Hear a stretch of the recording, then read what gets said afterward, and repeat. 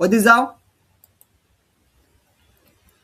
হ্যাঁ, তাহলে বাচ্চাদের তদবিরের ক্ষেত্রে অবশ্যই একটু আমরা মাথায় রাখবো, যাতে তদবিরটা কোনো কঠিন তদবির না হয়। যদি আপনি কঠিন কোনো তদবির দিয়ে ফেলেন বাচ্চাদের, বিশেষ করে প্রস্রাব বন্ধর ক্ষেত্রে, প্রস্রাব বন্ধ হবে কিন্তু এটা অনেকটা ক্ষতিকর, মানে ক্ষতির দিকটা বেশি হবে। এটা মাথায় রাখবেন। কারণ প্রস্রাব এটা এমনি এমনি করে না, কোনো কারণে করে। হয়তো তার ডায়াবেটিস আছে, অথবা আহ, যে পোস্টেস হরমোনের যে গ্রান্থিটা, হ্যাঁ, পোস্টেস যে গ্রান্থিটা অনেক অনেক ক্ষেত্রে কি হয়, একটু বড় হয়ে যায়। বড় হলে সেক্ষেত্রে ঘন ঘন প্রস্রাব আসে।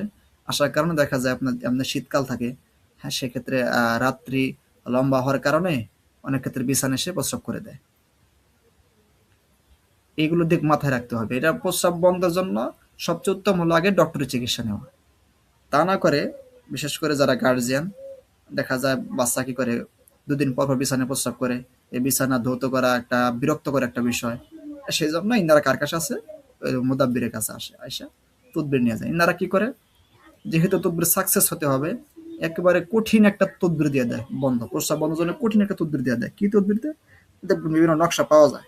সেই নকশার ভিতরে আপনার কি কোনো কোনো জিন্নাতের সাংস্কৃতিক চিহ্ন, যেরকম গতকাল আপনাদের এই হাড়ির মাধ্যমে যে চিহ্নগুলো দেওয়া হয়েছে, এরকম কিছু চিহ্ন থাকবে সেই নকশার ভিতরে। এগুলো দেওয়াতে একদম বিরত থাকবেন। আমি এটা প্র্যাকটিস করে দেখেছি, যে বাচ্চা প্রস্রাব বন্ধ হয় ঠিক আছে, কিছুদিন পর মারাত্মক সমস্যায় পড়ে যায়।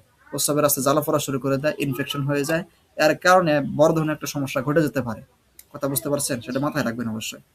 আচ্ছা, যেহেতু বাচ্চা মানুষ, আমাদেরকে খেয়াল রাখতে হবে যে তদবিরটা কি আহ, সাধারণ কোনো তদবির দেওয়া, বা যেগুলো তদবিরে কোনো সমস্যা নাই হাদিস মোতাবেক সেগুলো দিবেন ইনশাল্লাহ।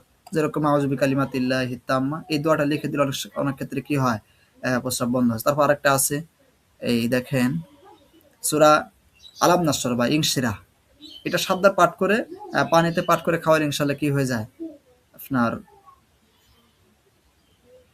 ওই প্রস্রাব বন্ধটা আস্তে আস্তে কমে আসে।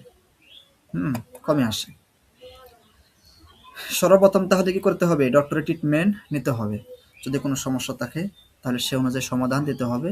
তারপর পাশাপাশি আপনি তদবির হিসাবে আলাম নাশরাহ এই সূরাটা পানিতে ৭ বার পাঠ করে সে বাচ্চাকে কিছুদিন পর্যন্ত খাইতে দিবেন।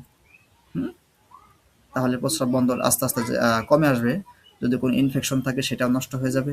আরেকটা দোয়া আছে, আল্লাহুম্মা হাউবিন আলাইহা উইলাদাতাহা।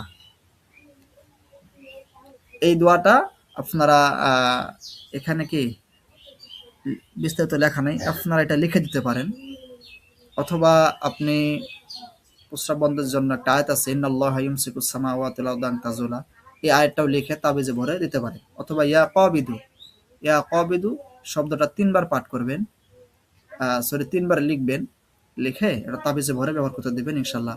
এর মাধ্যমে কি আপনার বাচ্চার যে প্রস্রাব সেটা বন্ধ হয়ে যাবে ইনশাআল্লাহ। যদি কোনো অকারণে প্রস্রাব করে, অতিরিক্ত প্রস্রাব করে বিছানার ভিতর সমস্যা হয়, তাহলে সেক্ষেত্রে আপনারা এটা তদবিরটা দিবেন ইনশাআল্লাহ।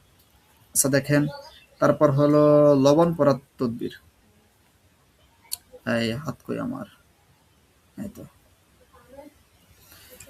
হুম, অনেকেই কোনো কারণ ছাড়াই, হ্যাঁ, সামান্য একটু কারণ হয়েছে, সমস্যা হয়েছে, দেখা যাচ্ছে কোনো অসুস্থ, কোনো একটা সমস্যা, এমনি লবণ নিয়ে আসছে যে হুজুর লবণটা পরে দেন তো।